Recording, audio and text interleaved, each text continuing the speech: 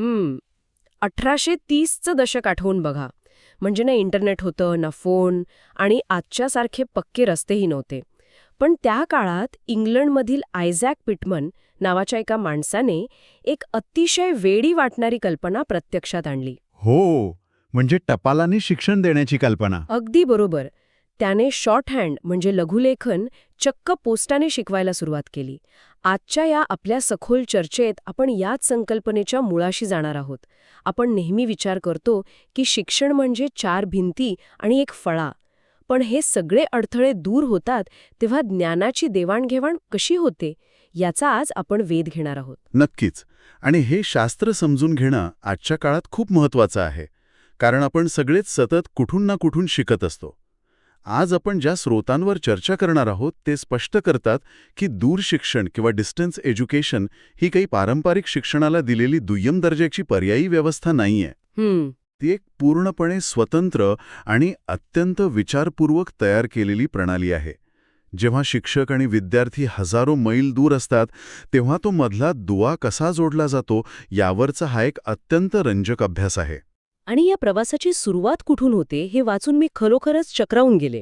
म्हणजे मी जेव्हा आपले आजचे संदर्भ वाचत होते ना, तेव्हा मला वाटलं होतं की आपण रेडिओ किंवा टीव्ही इथून सुरुवात करू, पण या स्रोताने थेट ऐतिहासिक दाखले दिलेत. हो, त्या सेंट पॉल यांच्या पत्रांचा संदर्भ. हो, तेच. आणि त्याहूनही आश्चर्याची गोष्ट म्हणजे पंडित जवाहरलाल नेहरूंनी तुरुंगातून आपली मुलगी इंदिरा गांधी यांना जी पत्रे लिहिली, ज्यातून त्यांनी जगाचा इतिहास शिकवला, तोही दूरशिक्षणाचाच एक प्रकार मानला गेलाय. पण इथे ना मला थोडा संशय येतो. संशय कसा? म्हणजे बघा, तुरुंगातून मुलीला पत्र लिहिणे याला आपण खरोखरच दूरशिक्षण म्हणू शकतो का? हा तर एक कौटुंबिक संवाद झाला ना. याला एखाद्या विद्यापीठाच्या अभ्यासक्रमाशी कसं जोडता येईल? हा एक अतिशय उत्तम आणि रास्त प्रश्न आहे. वरवर पाहता ते केवळ एक पत्र वाटतं, पण यातील सर्वात आकर्षक बाब म्हणजे दूरशिक्षणाच्या संकल्पनेची मूळ व्याख्या. शिक्षण म्हणजे काय, तर एका व्यक्तीकडून दुसऱ्या व्यक्तीकडे पद्धतशीरपणे ज्ञानाचं हस्तांतरण होणे. बरोबर. नेहरूंनी लिहिलेली ती पत्रे केवळ विचारपूस करण्यासाठी नव्हती, तर त्यात जगाचा इतिहास, समाजशास्त्र आणि राज्यशास्त्र यांची अत्यंत क्रमिक आणि सुसंगत मांडणी होती. हॅरिस आणि विल्यम्स या तज्ज्ञांनी दूरशिक्षणाची जी व्याख्या केली आहे ती इथे चपखल बसते. अच्छा. त्यांच्या मते शिक्षक आणि विद्यार्थी यांच्यात संवाद होतो तेव्हा त्यांच्यात फक्त भौगोलिक अंतर नसतं, तर त्यांच्यात वेळेचं, सामाजिक आणि मानसशास्त्रीय अंतर देखील असतं. थांबा, आपण हे थोडं उलगडून पाहूया. कारण भौगोलिक अंतर मला समजलं. एक माणूस दिल्लीत आहे आणि दुसरा मुंबईत. पण हे मानसशास्त्रीय आणि सामाजिक अंतर म्हणजे नेमकं काय? कसं आहे, मानसशास्त्रीय आणि सामाजिक अंतर म्हणजे शिक्षक आणि विद्यार्थी यांच्या विचार करण्याच्या पद्धतीत आणि सभोवतालच्या परिस्थितीत असलेली तफावत. समजा एक उच्च शिक्षित प्राध्यापक एखाद्या महानगरातील AC रूममध्ये बसून अर्थशास्त्रावर एक धडा लिहितोय, आणि तो धडा वाचणारा विद्यार्थी एका अत्यंत दुर्गम खेड्यातला शेतकरी आहे, जो दिवसभर शेतात राबून रात्री कंदिलाच्या प्रकाशात ते वाचतोय. या दोघांचं जग पूर्णपणे वेगळं आहे ना. हो. त्यांची भाषा, त्यांचे अनुभव यात जमीन-आसमानाचा फरक आहे. हो, ते तर आहेच. हे जे अंतर आहे ते केवळ किलोमीटरमध्ये मोजता येत नाही, आणि हे अंतर सांधणे, ही दरी भरून काढणे, हेच दूरशिक्षणाचं सर्वात मोठं उद्दिष्ट असतं. अरे छा. म्हणजे केवळ पुस्तक टपालाने पाठवलं की काम झालं असं नाही, तो मजकूर त्या विद्यार्थ्याच्या भावविश्वाशी जोडला गेला पाहिजे. अगदी अगदी. आणि म्हणूनच इलॅरी पॅरेटॉन यांनी या प्रक्रियेचं एक अतिशय साधं पण खोलवर अर्थ दडलेलं सूत्र मांडलं आहे. ते म्हणतात की दूरशिक्षण म्हणजे दूर अधिक कंसात अध्ययन आणि अध्यापन. म्हणजे शिकणं आणि शिकवणं. बरोबर. पारंपरिक वर्गात अध्ययन आणि अध्यापन एकाच जागी एकाच वेळी घडतात, पण दूरशिक्षणात या दोन्ही कृती विलग होतात, त्या तुटतात. म्हणजे शिक्षक आज लिहितोय आणि विद्यार्थी ते 4 महिन्यांनी वाचतोय, असं काहीसं. हो. या विलग झालेल्या कृतींना पुन्हा एका धाग्यात बांधण्याचं काम तांत्रिक माध्यमं करतात. मग ते आयझॅक पिटमनचं टपाल असो की आजचं इंटरनेट. हे माध्यम आणि अंतराचं समीकरण आता मला स्पष्ट झालंय. पण जेव्हा मी आजचं संदर्भ साहित्य वाचत होते तेव्हा मला समजलं की दूर शिक्षणाचा जन्म केवळ सोय म्हणून झाला नाहीये. म्हणजे ज्यांना वर्गात जायचा कंटाळा येतो त्यांच्यासाठी हा पर्याय नाहीये. हो, तो समज खूपच मर्यादित आहे. इथेच खरी रंजक गोष्ट सुरू होते, कारण तिथे नॉर्वे देशाचं उदाहरण दिलंय. नॉर्वे म्हणलं की बर्फाच्छादित डोंगर आणि खोल दऱ्या येतात. तिथे प्रत्येक वाडी वस्तीवर शाळा बांधणं शक्यच नव्हतं. तिथे टपालाने शिक्षण देण्याला पर्यायच उरला नव्हता. निसर्गाच्या आव्हानांवर मात करण्यासाठी ते एक हत्यार बनलं. आणि जर आपण याला मोठ्या चित्राशी जोडलं तर लक्षात येईल की केवळ निसर्गाचीच नव्हे तर राजकीय आणि सामाजिक आव्हानांची उत्तरेही दूर शिक्षणाने दिली आहेत. ह्या माहितीत रशियाचा एक अत्यंत लक्षवेधी संदर्भ आहे. तो 1924 सालचा कामगारांचा संदर्भ ना? हो, रशियन क्रांतीनंतरचा तो काळ. नवीन सरकारला अफाट लोकसंख्येला शिक्षित करायचं होतं, पण या कामगारांना काम सोडून शाळेत पाठवणं शक्य नव्हतं. मग त्यांनी काय केलं? त्यांनी वर्कर्स पेझंट्स युनिव्हर्सिटी ऑन दी एअरची स्थापना केली. म्हणजे थेट रेडिओवरून चालणारं विद्यापीठ. बापरे, हे खरोखरच अफाट आहे. कामगारांनी कारखान्यात जायचं आणि विश्रांतीच्या वेळेत रेडिओवरून शिक्षणाचे धडे गिरवायचे. अगदी तेच. आणि हे मॉडेल जगभरात उचलून गेलं. टांझानियाने याचा वापर करून प्रौढांना साक्षर केलं. भारतातही याचा फार प्रभावी वापर झालाय. हो, भारताचा संदर्भ आला की मला लगेच आपल्याकडे लागणाऱ्या शेतीविषयक कार्यक्रमांची आठवण येते.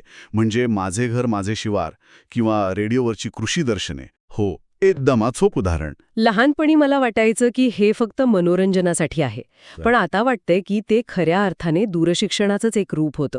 हवामानाचा अंदाज, खतांचा वापर, हे सगळं थेट बांधावर पोहोचवण्याचं काम या माध्यमांनी केलं. नक्कीच. विकसनशील देशांमध्ये सर्वांना समान संधी उपलब्ध करून देण्यासाठी हा मार्ग क्रांतिकारी ठरला. रॉबर्ट ॲलन यांच्या मते अध्ययन हे वर्गापुरतंच मर्यादित नाही आणि फक्त तरुणांसाठीही नाही. विकासासाठी समाजातील सर्व घटकांना त्यांच्या सोयीनुसार सतत शिकण्याची संधी मिळायला हवी. पण हे सर्व ऐकायला जितकं आदर्श वाटतं ना, तितकं ते प्रत्यक्षात सोपं नसावं.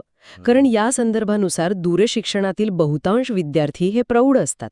आता एक विचार करा, एक व्यक्ती जी आधीच 8 तास नोकरी करते, कुटुंबाची जबाबदारी आहे आणि रात्री थकून ती अभ्यासाला बसतीये. हो, खूपच दमछाक करणारी गोष्ट आहे ती. हे म्हणजे पूर्ण वेळ नोकरी करून एकाच वेळी मॅरेथॉन धावण्याचा प्रयत्न करण्यासारखं आहे.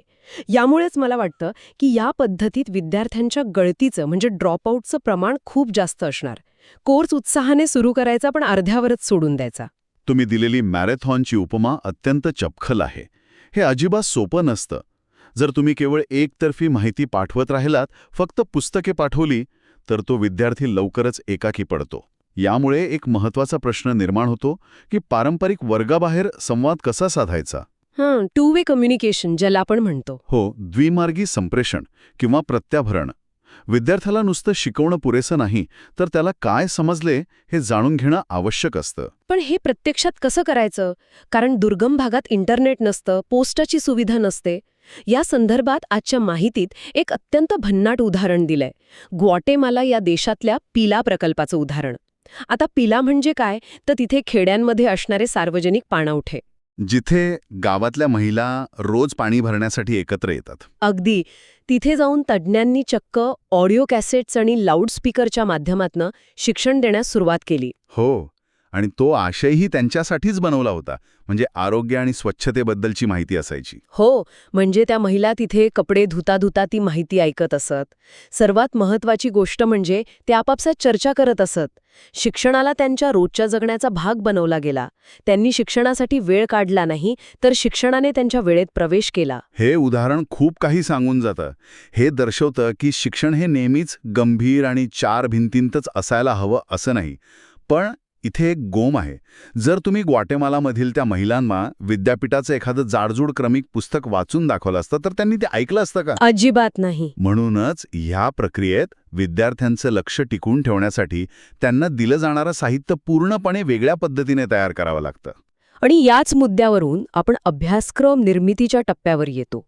मला वाटायचं की वर्गातल्या शिक्षकांच्या नोट्स नुसत्या छापायच्या आणि टपालाने पाठवून द्यायच्या. अनेक जण असाच विचार करतात. पण युनायटेड किंगडमच्या ओपन युनिव्हर्सिटीच्या प्रोजेक्ट इम्पॅक्टचा संदर्भ वाचल्यावर माझे डोळे उघडले. पारंपरिक वर्गातली पुस्तके दूरशिक्षणासाठी पूर्णपणे कुचकामी ठरतात. तर या सगळ्याचा नेमका अर्थ काय आहे? याचा अर्थ असा की पारंपरिक वर्गात पुस्तक हे केवळ एक संदर्भ असतं. पुस्तकात जीव ओतण्याचं काम प्रत्यक्ष शिक्षक करतो, पण दूरशिक्षणात ते पुस्तकच विद्यार्थ्याचं शिक्षक असावं लागतं. त्या साहित्याने विद्यार्थ्याशी गप्पा मारला पाहिजेत. अच्छा. के रंबल यांनी 1981 साली या प्रक्रियेचा 5 टप्प्यांतील प्रवास सांगितला आहे. मला तो प्रवास खूपच रंजक वाटला, कारण त्यात एका व्यक्तीच्या अपयशापासून ते एका संपूर्ण टीमच्या यशाची कथा आहे. आपण तो टप्प्याटप्प्याने पाहूया. सुरुवातीला त्यांनी पहिलं प्रतिमान वापरलं. यात फक्त एक आशयतज्ञ असायचा. समजा गणिताचा हुशार प्राध्यापक स्वतःच्या नोट्स काढून पाठवायचा. पण अडचण अशी झाली की तो अत्यंत क्लिष्ट आणि बोझड भाषेत लिहायचा. म्हणजे हुशार असणे आणि चांगले लिहिता येणे या दोन पूर्णपणे वेगळ्या गोष्टी आहेत. अगदी. मग त्यांनी दुसरं प्रतिमान आणलं. त्यांनी त्या प्राध्यापकाला एका संपादकाची जोड दिली. संपादक व्याकरणाच्या चुका सुधारायचा, पण तरीही पुस्तकाला तो मानवी स्पर्श नव्हता. माहिती अचूक होती, पण संवादात्मक नव्हती. आणि इथेच मला वाटतं या संपूर्ण प्रक्रियेतला सर्वात मोठा गेम चेंजर प्रवेश करतो. तिसऱ्या टप्प्यात त्यांनी एका रूपांतरकाराची नेमणूक केली. हा शब्द मला खूप आवडला, ट्रान्सफॉर्मर. हा रूपांतरकार नेमकं काय करतो? हा रूपांतरकार खऱ्या अर्थाने त्या निर्जीव साहित्यात प्राण फुंकण्याचं काम करतो. तो प्राध्यापकाने लिहिलेली कठीण माहिती घेतो आणि एका दूर बसलेल्या विद्यार्थ्याला ती सोप्या संवादात्मक भाषेत कशी समजेल यासाठी तिचं रूपांतर करतो. तो त्यात उदाहरणे टाकतो. म्हणजे तो पुस्तकाला विद्यार्थ्याशी बोलायला शिकवतो. पण तरीही ते थांबले नाही. त्यांनी 4थं आणि 5वं मॉडेल आणलं. हो, चौथ्या टप्प्यात त्यांनी अनुदेशक अभिकल्पक म्हणजे इन्स्ट्रक्शनल डिझायनर आणला, जो शिक्षणाचं मानसशास्त्र जाणतो. आणि सर्वात शेवटी येतं ते 5वं प्रतिमान. हे सर्वात प्रगत मॉडेल आहे. यात एक संपूर्ण टीम असते ना? हो, यात एक संपूर्ण अभ्यासक्रम गट एकत्र काम करतो. आशयतज्ञ, मानसशास्त्रज्ञ, रूपांतरकार, ऑडिओ व्हिडिओ बनवणारे तज्ज्ञ, ग्राफिक डिझायनर आणि संपादक असे सर्वजण मिळून बहुमाध्यमी साहित्य तयार करतात. या 5व्या मॉडेलचं वर्णन करताना स्रोतांमध्ये एक अतिशय महत्त्वाचा शब्दप्रयोग आहे, दूरशिक्षण. हे शिक्षणाचे एक औद्योगिक स्वरूप आहे. सुरुवातीला मला वाटलं इथे विद्यार्थ्यांचा कारखाना काढलाय की काय, पण नंतर समजलं की याचा अर्थ दर्जावर नियंत्रण असा आहे. बरोबर. जसं कारखान्यात कच्च्या मालावर प्रक्रिया होऊन उत्तम उत्पादन बनतं, तसंच इथे ज्ञानावर विविध तज्ज्ञांकडून प्रक्रिया होते. अगदी अचूक. आणि जेव्हा अशा कोर्स टीमचा वापर करून मुद्रित साहित्य, ऑडिओ व्हिडिओ याची जोड देऊन साहित्य तयार केलं जातं, तेव्हा ते पारंपरिक समोरासमोर होणाऱ्या शिक्षणाच्या बरोबरीचंच नाही, तर अनेकदा त्याहूनही अधिक यशस्वी ठरतं. खरंच दूरशिक्षण ही कोणतीही तडजोड उरलेली नाही, ती एक अत्यंत प्रगत प्रणाली आहे. खरंच आजची ही चर्चा अत्यंत रंजक आणि अनेक गैरसमज दूर करणारी ठरली. आता जाणवतंय की वर्गाच्या भिंती नाहीशा झाल्या नाहीत, तर त्या आभासी पण अधिक भक्कम झाल्या आहेत. पण या सखोल चर्चेच्या शेवटी आज आपण जे काही शिकलो त्यावर आधारित एक अतिशय महत्त्वाचा आणि विचार करायला लावणारा प्रश्न माझ्या मनात येतोय. कोणता प्रश्न? आज आपण पाहिलं की विद्यार्थ्याला त्याच्या अंतरानुसार शिक्षण देण्यासाठी रूपांतरकार, संपादक आणि अभ्यासक्रम गट या मानवी कौशल्यांची प्रचंड गरज असते. ते माहितीचं ज्ञानात आणि सहानुभूतीत रूपांतर करतात.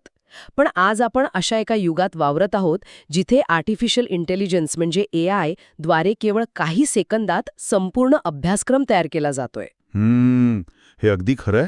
मग अशा या AIच्या वेगवान युगात जिथे यंत्रे पुस्तके लिहितायत, तिथे आपण त्या मानवी रूपांतरकाराची जागा गमावत तर नाही ना? यंत्र तुम्हाला अचूक माहिती देईल, पण ते तुम्हाला समजून घेऊन तुमच्याशी संवाद साधू शकेल का? आणि जर हा मानवी स्पर्श आपण गमावला, तर भविष्यात शिक्षणाची खोली कोण घरवणार? बापरे, हा खरोखरच अत्यंत कळीचा आणि विचार करायला लावणारा प्रश्न आहे. तंत्रज्ञानाने आपल्याला आजवर अंतरे पार करायला मदत केली आहे, पण मानवी सहानुभूतीची जागा ते घेऊ शकेल का, हे पाहणं येणाऱ्या काळात मोठं औत्सुक्याचं ठरेल. या महत्त्वपूर्ण विषयाचे विविध पैलू उलगडल्याबद्दल तुमचे खूप खूप आभार. तुमचेही खूप आभार. हा प्रवास खऱ्या अर्थाने डोळे उघडणारा होता. तर या नव्या तंत्रज्ञानाच्या आणि मानवी कौशल्यांच्या संगमाचा विचार करत आपण आजची ही सखोल चर्चा इथेच थांबूया. पुन्हा भेटूया अशाच एका नव्या आणि रंजक माहितीवर विचारमंथन करण्यासाठी. तोपर्यंत शिकत रहा आणि विचार करत रहा.